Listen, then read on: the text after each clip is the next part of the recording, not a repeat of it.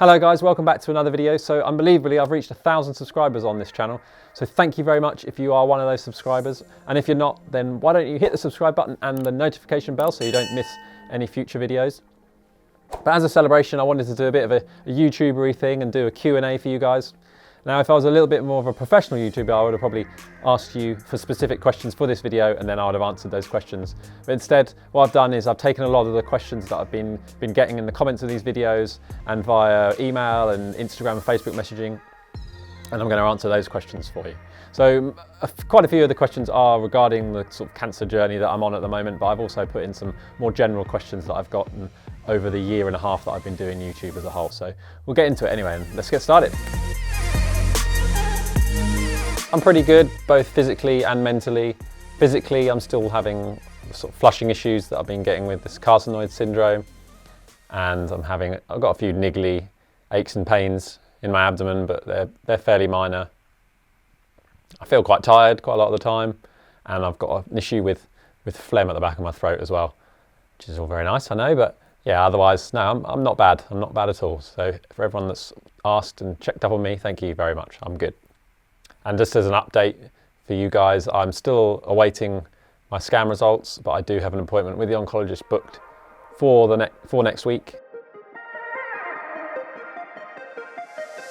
So I live in the county of Surrey, which is in England, with my wife Jenny. So we live about a 45-minute train journey from the centre of London. So we've got the convenience of London there, but we're far enough away to enjoy a lot of the countryside that Surrey has to offer, and it's a beautiful place to live.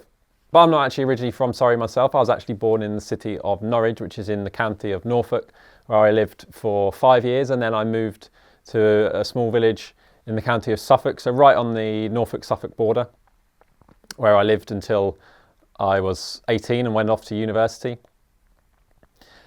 So yeah, I've got ties to both Norfolk and Suffolk, and yeah, feel a good strong connection still to East Anglia, even though I live in Surrey. But I'm very happy where I live at the moment, but do love my visits back to East Anglia as well. So from Suffolk, and once I came back from university, I ended up moving to London, and London is where I met Jenny, and yeah, from there we made the move out of London. So one of the reasons I moved to London was because I joined the London Ambulance Service as a student paramedic, where they trained me up to be a paramedic over about 3 years. So this was over 10 years ago now. So they trained me up, and I've worked for London in some capacity for the last 10, 11 years now. And I still work as a paramedic, that's my main source of income now, so I still do some work for London Ambulance Service, and I also work for a private company as a paramedic as well.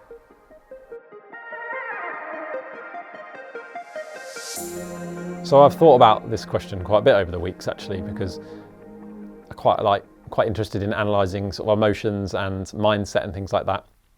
And I think there are some similarities to experiencing grief when it comes to being told you've got cancer, because in a way you're kind of grieving your old life, and just like grief, people are going to react completely differently. And the way I felt is, you know, when I was told, I was quite numb, and I also had a bit of an overwhelming feeling. I don't know if anyone can relate to this, but I felt quite guilty as well. I felt a bit guilty for the fact that I was going to be bringing quite a lot of sadness into the lives of my loved ones, which obviously is not a very helpful emotion. And you know, I mentioned that to my wife, and she shut it down straight away, which is fair enough, because it's a negative way to go really with your thoughts. But that was an emotion I definitely felt. My emotions in the days after were very up and down. You know, there was sadness, tears. My mind would go to some dark places. But that steadies out over time, and you know, I feel now that I'm pretty level-headed most of the time. 95% of the time I'm feeling pretty level-headed about it.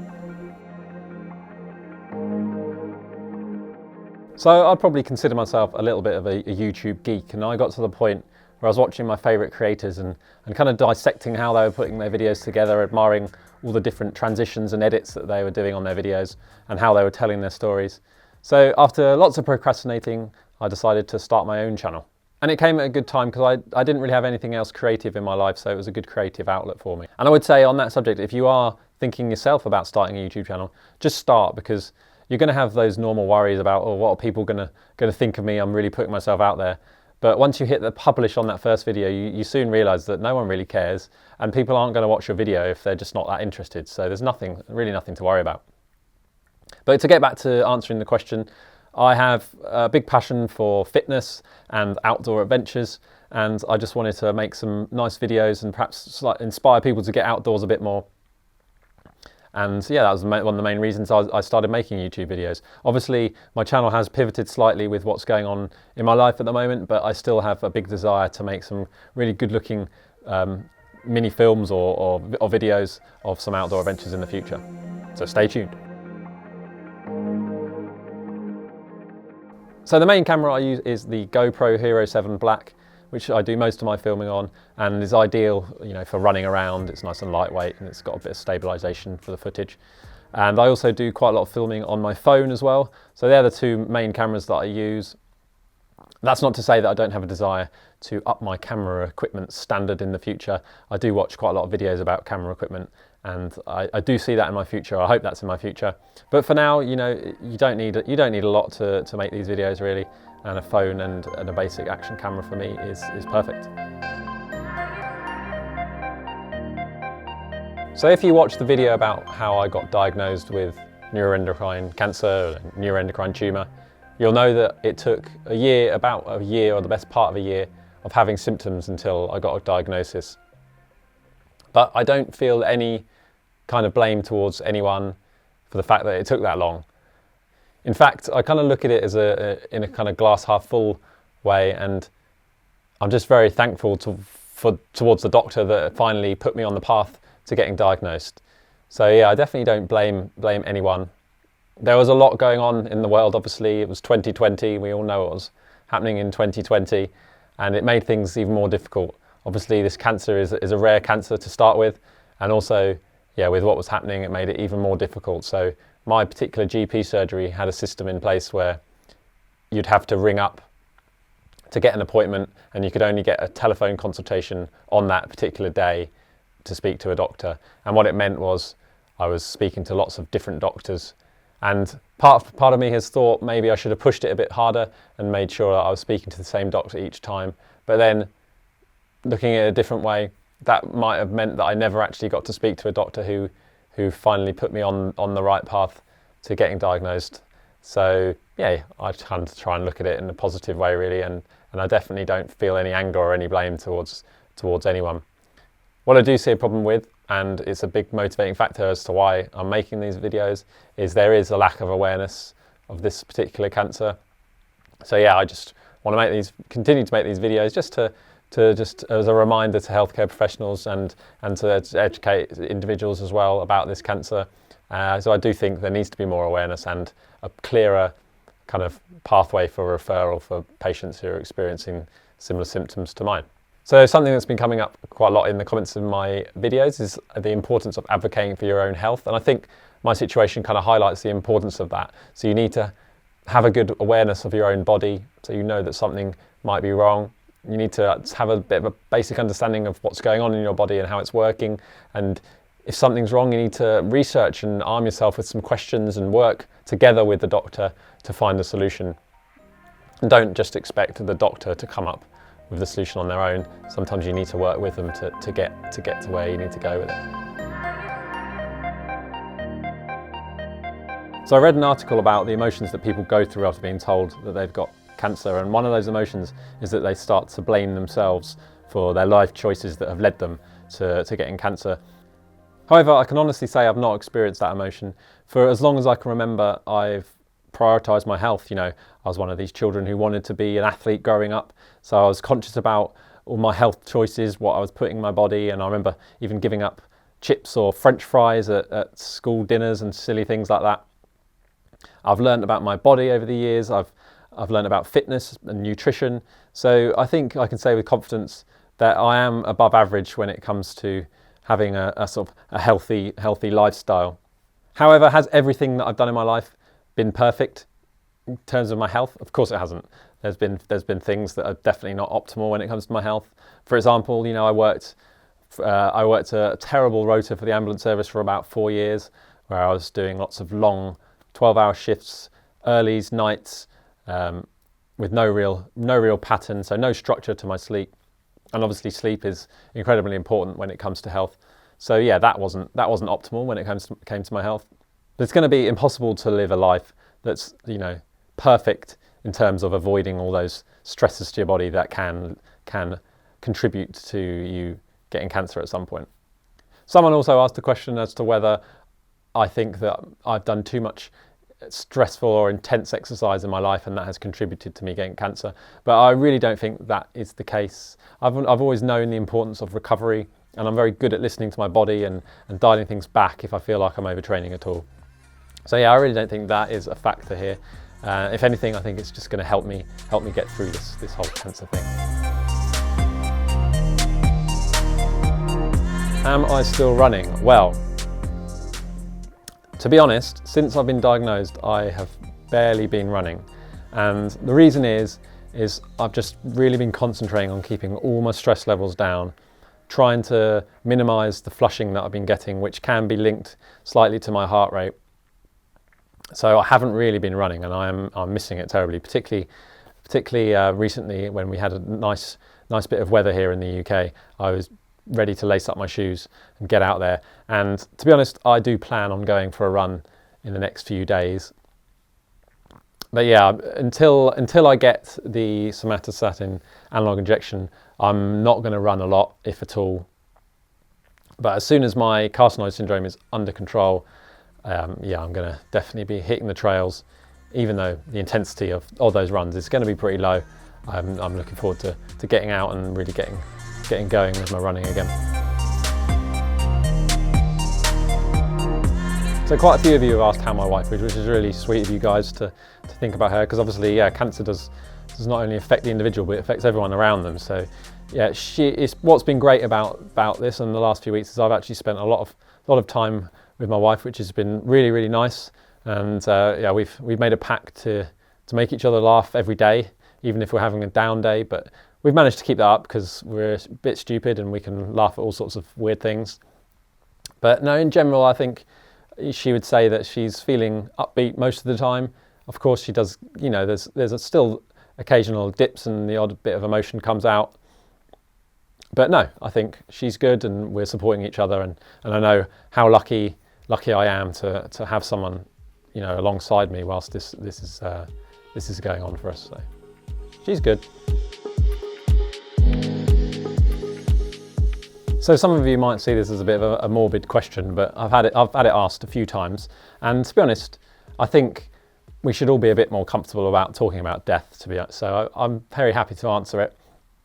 You know, let's be honest, we're all going to die someday. So yeah, what I would say is I don't think I'm going to be dying anytime soon. So even if I get some very unfavourable results from my scan results, I know there are lots of different treatment options to keep me alive for a long time. So I don't think I'm going to be dying anytime soon. But obviously, I'm not really answering the question: Am I scared? Am I scared to die?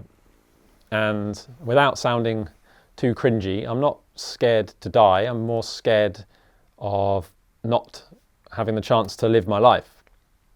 So when I was told that I had cancer, you know, and my mind was going to those dark places that maybe I was going to die quite soon, you start getting upset about the things that you haven't had a chance to do yet in your life. So I'm scared of missing out on those, and I'm scared of leaving people behind. Actually dying, I'm not scared of, and as I say, I think that's far in my future anyway. So I have quite a lot of things I enjoy doing in my spare time. I'm definitely not one of these people who gets bored easily not being at work. I love to exercise, obviously, particularly running. Obviously, I've talked about that already. I like to learn about filming and editing. I like making these videos. I love to watch sport as well. That's one of my big things. So recently I've been watching a lot of football. That's English football. But I also do love American sports. So I really enjoy watching in particular the NFL and the NBA, but I've got quite a big love as well for college sports in America, college football and college basketball in particular. I don't support any particular teams. I'm a bit more of a fan of players when it comes to American sports. So I'm particularly interested to see how Trevor Lawrence does in the NFL next year. I also love to watch movies, watch TV series and read books. So the current book that I'm reading is called The Obstacle is the Way by Ryan Halliday, I think it is, which is a good book, very easy to read. And I'm also reading, don't judge me, Harry Potter. I'm rereading Harry Potter. What? Yeah, I'm a 36-year-old man. I can read Harry Potter. But no, it's just a real comfort read for me. I grew up on these books, so it's just nice to lose myself in them again for a bit.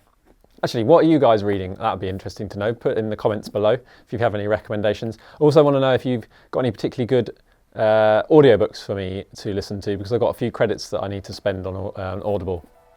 So yeah, let me know in the comments below, that'd be awesome. So I actually got asked this question by Jenny recently, and I did answer it perhaps a little bit selfishly, because I said the Alps in the winter, the Alps in the summer, and a Greek summer holiday. Basically, I was thinking Alps in the winter because I want to go skiing, Alps in the summer because I want to go running in the mountains. So a little bit of a selfish answer perhaps, but yeah, we definitely do like getting away to Greece as a summer holiday, so I can see that in our future. We also do enjoy going to America. So we spent our honeymoon in America. We went to New York, San Francisco, and Hawaii, which was obviously an awesome trip, and we'd love to go back to Hawaii one day, but it's obviously a very, very long way. I know my brother and his family would like to go to Vegas next year, so maybe that could be on the cards. Thought I'd finish on this one because it could spark a little bit of a discussion, who knows. But yeah, we are thinking about getting a dog. Whether we will, it's very unlikely anytime soon, to be honest. We're going to have to see how things shake out and what's going to be happening in our lives going forward. We also don't quite disagree. We don't quite agree on the type of dog that we'd like. I grew up with golden retrievers, so I quite like big dogs and would like a Labrador. But Jenny likes smaller dogs really. So we might meet somewhere in the middle one day. But yeah, let me know. What dog would you recommend? Tell me down below, so I can do some more research and just pine over getting a dog. But who knows? Maybe in the future we'll have one. So that's it. We're at the end of the questions, and we'll leave it there. Hopefully you found some of the answers interesting and you've learned a little bit about me. I really appreciate if you've got to the end of the video, and thanks again for all your support and getting me to 1,000 subscribers. We're actually way past that mark now, so yeah, it's really nice and exciting for me, so really appreciate it. Anyway, I'll catch you in the next video where hopefully I'll have some answers about what's going on inside my body with some scan results. Anyway, thank you very much. Goodbye.